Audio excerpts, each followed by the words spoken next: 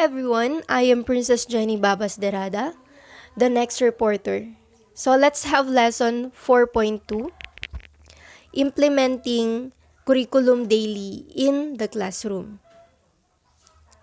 So this lesson is next to the topic of Miss Guadalupe Agabin, and she's already done. So I'm the next.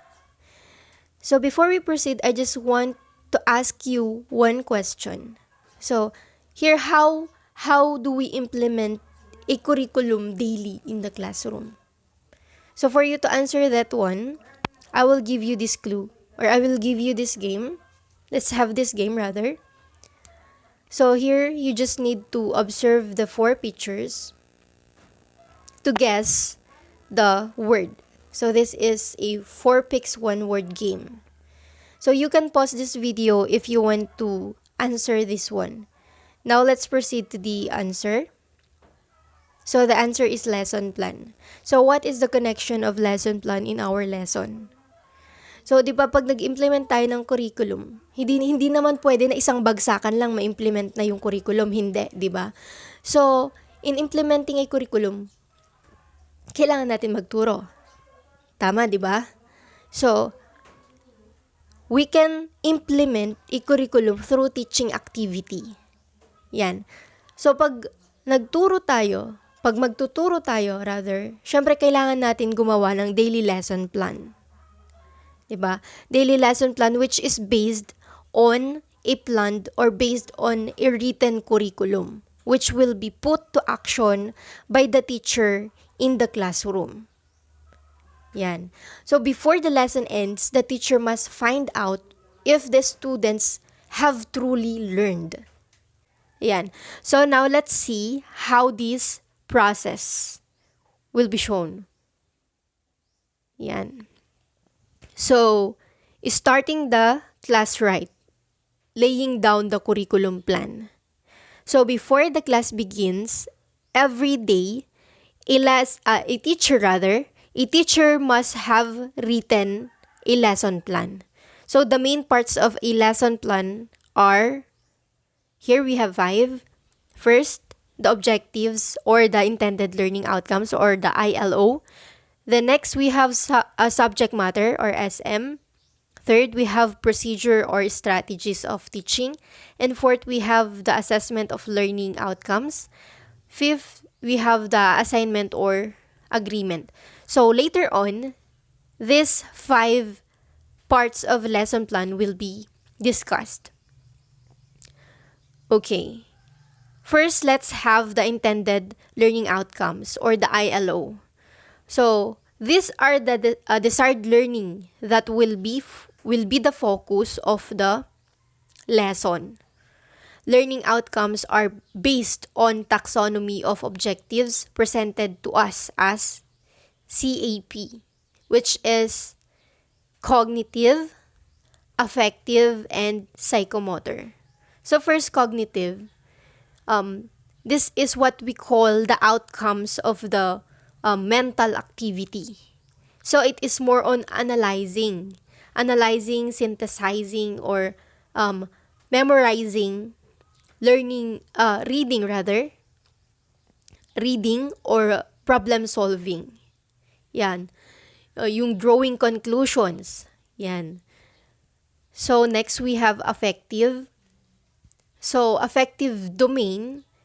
This describes learning objectives that emphasize a feeling tone, an emotion or a degree of acceptance or rejection. Third is the psychomotor. So, it characterized by the progressive levels of behaviors from observation to mastery of physical skills. So, it is more on movements. Yan. So, here, we have Bloom's taxonomy. So, Bloom's taxonomy has been revised by his own students. Ayan. Sino yung mga students na yon? Sina Lauren Anderson and David Cratwell. So, let us study both yung revised at saka yung original na Bloom's taxonomy. So, anong napapansin nyo? Yan. Kung papansinin natin, yung original Bloom's taxonomy is noun, while yung revised Bloom's taxonomy is ginawang verb. So, kung papansinin nyo rin, pinag-interchange or pinagpalit yung last two categories, yung evaluation tsaka synthesis. Then, nagkaroon din ng pag-change ng terminologies. Yung synthesis, ginawang creating. Yan. Ganon din yung knowledge, ginawa siyang remembering. Yung comprehension, ginawang understanding. So, let's see kung ano pa yung pagkakaiba nila. Ayan. These are the three major changes in the revised taxonomy. So, first, changing the names in the 6 categories from nouns to verbs. Yun, tulad ng sabi ko kanina. Then next, rearranging these categories. Yun yung dalawang last categories, pinagpalit and rearrange. Then third, establishing the levels of the knowledge level in the original version. Yan. Okay, now let us study the cognitive categories with the example keywords for each in the new version of Bloom's taxonomy. So, here are the categories and example keywords. So, first, remembering. It is more on recalling or retrieving previous learned information. So, ito yung mga keywords na ginagamit. First, defines, describes, identifies, labels, lists, and so on. And next, understanding. It is more on comprehending meaning. Translation, state problem in own words, and making meaning. So, these are the example keywords: comprehends, explains, distinguishes, estimates, gives examples, and so on. Next, we have applying. So, it is more on using concepts in new situation, applying what has been learned in new situation. So, these are the keywords: applies, change, computes, operates, constructs, and so on. Next, we have analyzing. It is more on separating materials or concepts into component parts so that the organization is clear. It is distinguishing between facts and inferences. So, ito yung mga keywords na ginagamit. We have breaks down, compares, contrasts, diagrams, differentiates, discriminates, and so on. Then next, evaluating. It is making judgments about the value of ideas or materials. So these are the keywords of appraises, compares, criticizes, defends, describes, discriminates, and so on. Next, we have creating. It is building a structure or pattern for previous elements, putting parts together to create a whole to make new meaning and structure. So, kung papansinin natin, parang kabaliktaran siya ng analyzing. Sa analyzing, it is breaking down parts or separate materials or concepts in order to make meaning. While in creating, it is putting parts together to create a meaning or to create a whole. So, these are the keywords used. We have composes, compiles, designs, generates, modifies, organizes, and so on. Okay. In writing objectives or intended learning outcomes, it is always recommended that more of the higher order thinking skills or HOTS should be developed and less of the low-level thinking skills or LOTS for learners. The lower level categories will develop lots and the thinking skills progress as the categories move higher. So, itong first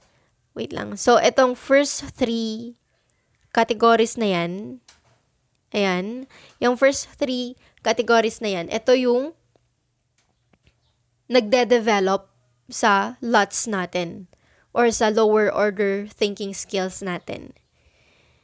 So, first, remembering. So, it is more on verbal receiving, while understanding, it is passive. And in applying, it is more on visual receiving. Ayan. These are the categories that will develop the lower order thinking skills. Then, here, the three in the upper part, these are the three categories that develops our higher order thinking skills. Yan. So, in analyzing, it is more on receiving and participating. So, evaluating, it is active. And in creating, it is more on doing. Yan, more on doing siya. So, uulitin ko, these are the three categories that will develop our higher order thinking skills. Ayan. Another revision is the expansion of the concept of knowledge, which was given, or which was not given, rather, which was not given emphasis nor discussed thoroughly before. So, here are the levels of knowledge. First, we have the factual knowledge. Yan. It is the ideas, specific data, or information. So, when we say factual knowledge, it is the knowledge of terminology, or it is the knowledge of specific details and elements. So, second, we have the conceptual knowledge, rather. So, these are the words or ideas known by common name, common features, multiple specific examples, which may either be concrete or abstract. Concepts are facts that interrelate with each other to function together. Okay, when we say conceptual knowledge, it is the knowledge of classifications and categories. It is the knowledge of principles and generalization. Or it is the knowledge of theories, models, and structures. Okay? So next we have procedural knowledge. These are how things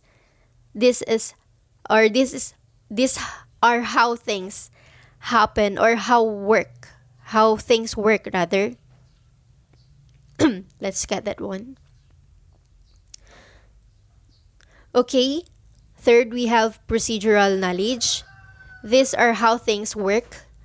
These step-by-step actions, methods, or inquiry. So when we say procedural, these are the knowledge of subject-specific skills and algorithms. These are the knowledge of subject-specific techniques and methods. Okay? Or these are the knowledge of criteria for determining when to use appropriate procedures. Okay? So, yan. Next, we have metacognitive knowledge. So, these are the knowledge of cognition in general. Okay, general. Awareness of knowledge of one's own cognition, thinking about thinking. So, when we say metacognitive naman, when we say metacognitive, it is the strategic knowledge. This is the knowledge about cognitive task, including appropriate contextual and conditional knowledge. Or it is the self-knowledge. Okay? Ayan. Moreover, intended learning outcomes should be written in a SMART way. So, these are the acronym of SMART. So, S for specific, M for measurable, A for attainable, R for result-oriented or outcomes, and T for time-bound. Ayan. Now, let's proceed to the subject matter or content. So, subject matter comes from a body of knowledge, facts, concepts, procedures, and metacognition that will be learned through the guidance of the teacher. Subject matter is the what in teaching. In a plan, this is followed by the references. So, ano ba yung ituturo mo? So, ano yung topic mo? At kung ano man yung topic mo, saan mo yun kinuha? Kinuha mo ba sa libro? So, anong libro yun? Or, kung sa internet, sabihin mo kung ano yung title, then yung link. Kung ano yung link nung pinagkunan mo. That will serve as your reference. So next, we have the procedures or methods and strategies. This is the crux of curriculum implementation. How a teacher will put life to the intended outcomes and the subject matter to be used depends on this component. Ayan. So, there are different procedures. So, in the next slide, malalaman natin kung ano-ano yung mga strategies or methods na pwede natin gamitin sa pagtuturo. Ayan. So, let's take a closer view on how we will or how will you as a teacher arrange a teaching learning situation which will engage students to learn. So here are some points to remember. So there are many ways of teaching for different kinds of learners. So according to Corpus and Salandanan, 2013, enumerated the following approaches and methods which may be useful for the different kinds of learners. Some are time-tested methods, while others are non-conventional constructivist methods. So first, we have the direct demonstration methods. Ayan. So, for example, we have the guided exploratory discovery approach or the inquiry method, and we have the problem-based learning, the project method. Yan.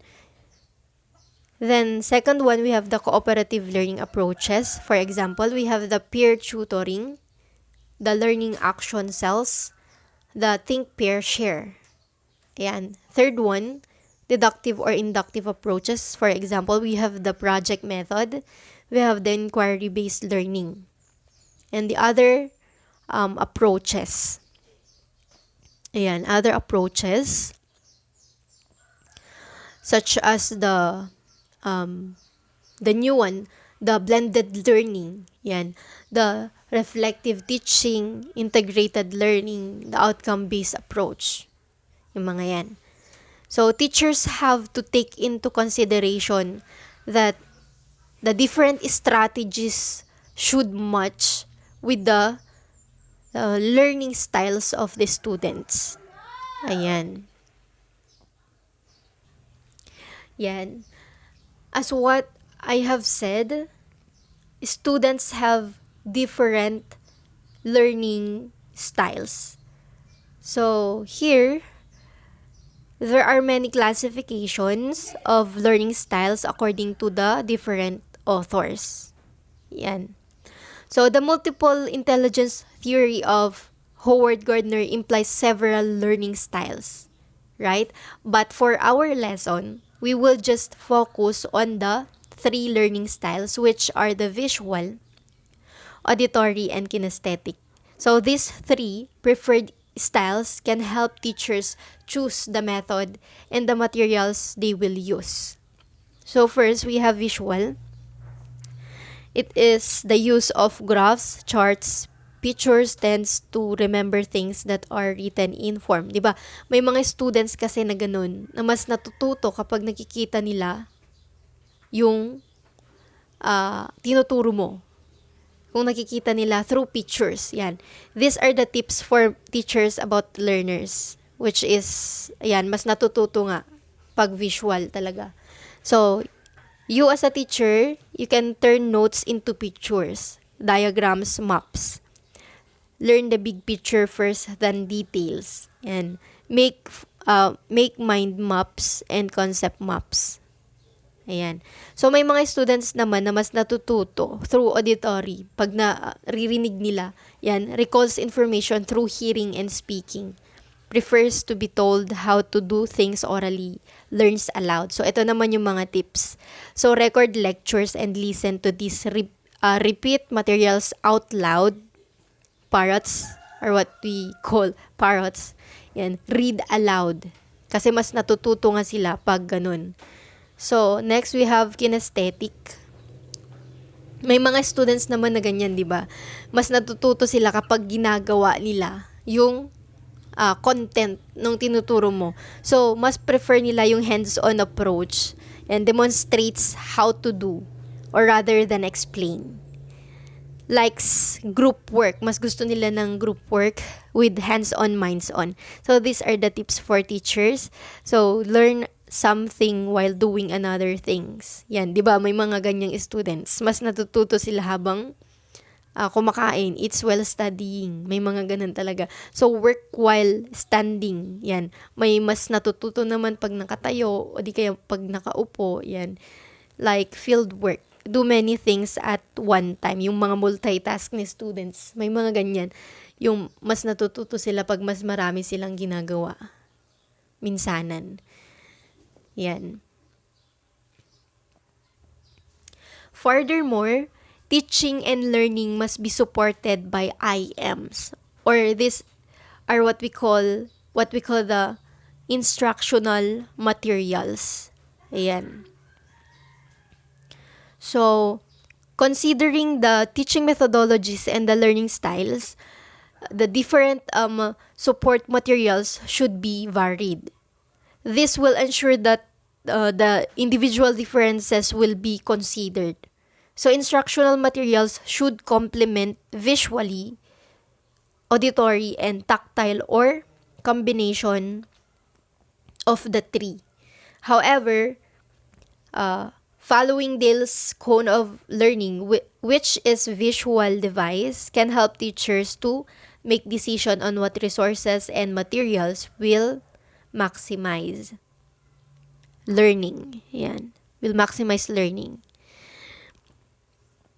So, this is the cone of learning. So, after 2 weeks, yan, nakasaad dito, after 2 weeks, we tend to remember 90% of what we say and do. So, here, for example, use of direct purposeful experience through learning by doing. Yan, by doing. Retains almost all of the learning outcomes. So, 90% of learning is retained. Examples of this are field trips, yan, field study, community immersion, yan, practice teaching. It is more on a dramatic presentation, simulating the real experience, doing the real thing, yan.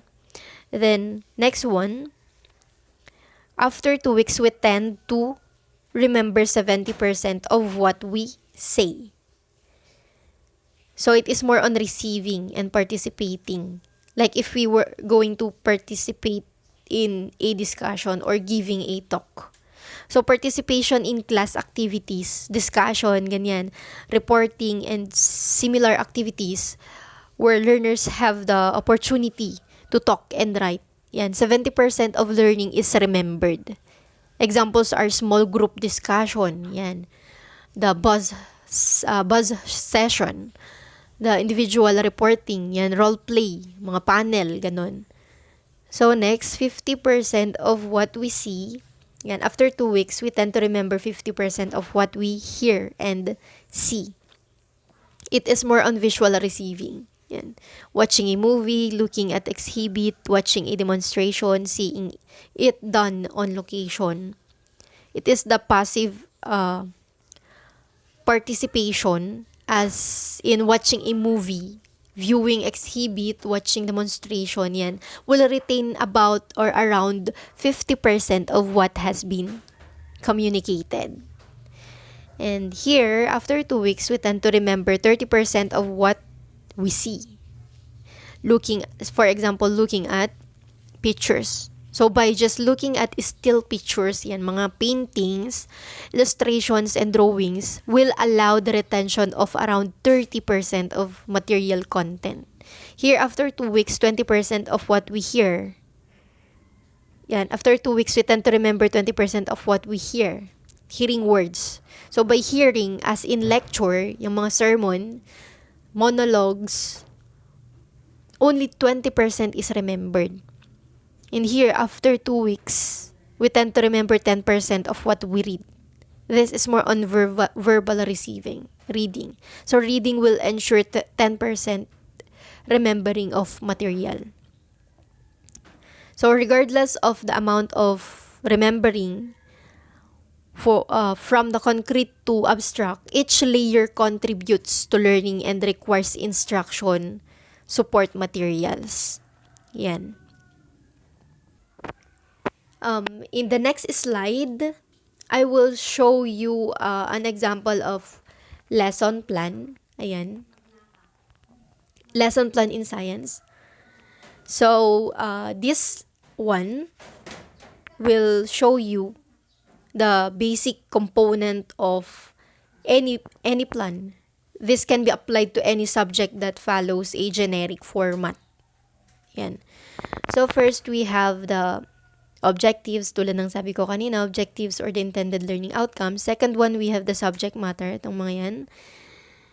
Tulad ng sabi ko kung ano yung topic mo, kung saan mo kinuha, yan, reference mo. Then next, we have the procedure. Yung mga yan. This is under the procedure. And also this one, this is under the procedures or procedure you used. Then next, we have the assessment of learning outcomes or the evaluation. Then fifth, we have the assignment. Okay. Here, finding out what has been achieved, assessing achieved outcomes. So at the end of the activity, teacher will find out if the intended learning outcomes have been converted into achieved learning outcomes. So you as a teacher, you must evaluate, you must assess your students kung natuto nga ba sila or kung na-achieve nga ba nila yung mga intended learning outcomes na sinet mo. Para makita mo kung effective nga ba yung pagtuturo mo or kung effective nga ba yung ginamit mong strategy. Kung hindi, so titignan mo kung ano yung factor kung bakit hindi mo na-achieve yung intended learning outcomes mo. Hindi ba fit yung strategy na ginamit mo? Yan. So here, tests and other tools are utilized at the end of the lesson to identify this. So what knowledge, process understanding, and performance or the KPUP are demonstrated by the learners. So ano yung mga natutunan nila? Ano yung knowledge, ano yung process understanding, tsaka yung performance. So the thumb of rule is what has been taught should be measured to find out if the intended learning outcomes set at the beginning has been achieved. So yung accurate guide or accurate principle na ginamit mo, yan, imi-measure mo yung mga yan. Kung effective nga ba para ma-achieve nila yung intended learning outcomes na sinet mo. Simula pa nung simula. Ayan. So, yun lang. So, isa-summarize natin. Una, sa pagsulat ng lesson plan, we have the first, objectives or the intended learning outcomes. Second one, we have the subject matter or the content. Third one, we have the procedures or the strategies or the methods. Yan. Fourth, we have the assessment or the evaluation.